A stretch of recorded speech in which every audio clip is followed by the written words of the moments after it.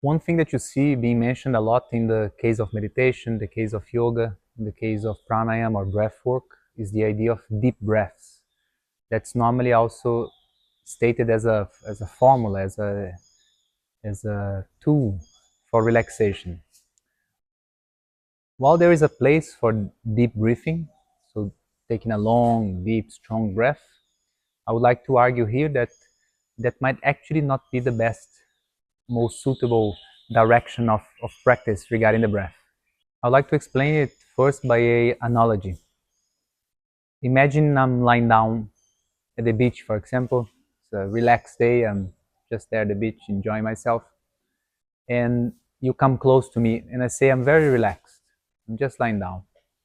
And you see me breathing like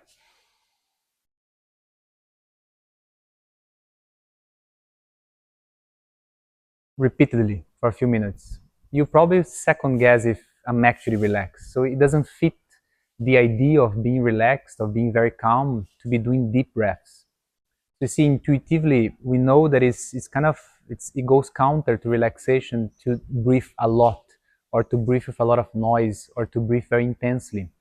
In fact, if the same scene, if I was just lying down at the beach, very relaxed, ideally, if I'm fairly healthy, if I'm stable emotionally and mentally, relaxed, but also healthy, physically speaking, most probably the breath will be almost none. It will be almost zero. Why? Is because I'm very relaxed. So the amount of energy expenditure that my body needs for being alive, it's very little. I'm not moving, I'm just lying down, or I'm just sitting. Ideally, I'm not thinking too much. So there's not much going on. You see, in the case of not having much going on, the amount of breath that you need is also reduced. So the relaxed breath is actually a breath that is closer and closer to minimal. You see this in some classic texts, yoga texts, that they say that the measure of a good breath is when you put a feather, like a bird feather, or a cotton thread near the nostrils. And as the practitioner is meditating or doing his practice or her practice, that thread or that bird feather should not even tremble. That means, of course, the breath is very soft. And a very soft breath is a sign, is a recognition of a very, very calm, very, very stable, very still mind. Because there's no need of effort. There's no need of, let's say, energizing the body because everything is very still. So we see then in the classic text that this breath, when it becomes very relaxed, very still, very minimal, it's actually the gateway for meditation. It's the preamble, is the beginning of showing how the mind now is settling, and the system, let's say the body, is settling as well, and is getting geared towards meditative states. So in that sense, a deep breath is not conducive for proper deep meditation, while a very minimal breath is the one that is proper for it, is the gateway for it.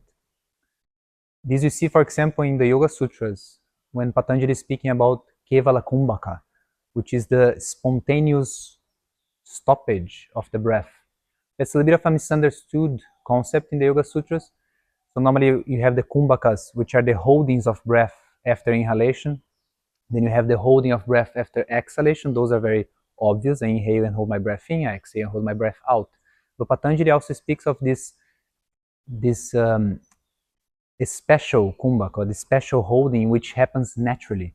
And what I understand that his meaning is precisely at this stage when everything is so still and so settled that the breath feels as if it's stopping. And if you were to be near that person at that state, it will almost like that person is not breathing. There will be almost no movement on the body. There will be no sound of breath. It's like as if the person is kind of dead while sitting. But that is a sign of stillness, which means the sign of meditation. There's a distinction that I'm making here between pranayama, or breath work, or breath techniques, and meditation.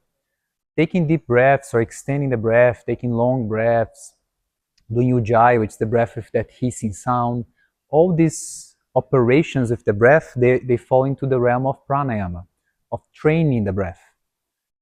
When you're doing pranayama, to take long breaths, to extend is okay. It's almost like you're training the different aspects and different capacities of the breath. And also in this process, you're giving some stimulation or giving greater changes to the nervous system. Again, you're preparing for meditation. But the breath for meditation then is the one that it should settle. It should be close to stopping. It should be very, very, very relaxed. So for pranayama, maybe a deep breath can be one way of practicing among all the possible pranayams, all the possible ways of doing breath work or breath techniques. But then the stoppage of the breath is the one that is conducive to meditative states. Last thing I'd like to mention is that when you're trying to relax the breath, as I mentioned, this kind of stopping the breath, the ideal, on my experience, the ideal pathway for it is, in fact, to relax the body, especially the chest and the belly region. Those are the areas that you can feel the breath more clearly. You can feel the breath in many parts of the body, but that's where more obvious the movement of the breath. Therefore, if you really, really soften the physical effort of being in the position, and especially if you relax the rib cage and the space of the rib cage, so the chest cavity, and if you relax the abdominal muscles in the space of the belly, the abdominal cavity, you might feel that naturally then, as a follow-up, the breath will relax. So here we have the sense of the breath following the body. If you learn how to relax the body, it will naturally relax the breath. And then as the breath relaxes, it will naturally relax the mind. It's a little bit of a loop between all those three. If the mind relaxes, the breath will relax. If the breath relaxes, the mind will relax. If the body relaxes, the breath will relax. The breath relaxes, the body relaxes. But because the body is more clear, the body is more obvious, I would always suggest people to try to learn first how to relax the body. And then once you learn how to relax the body, to feel, to sense, to perceive, then you'll be able to relax the breath more easily, and then to relax the mind will be just a follow-up.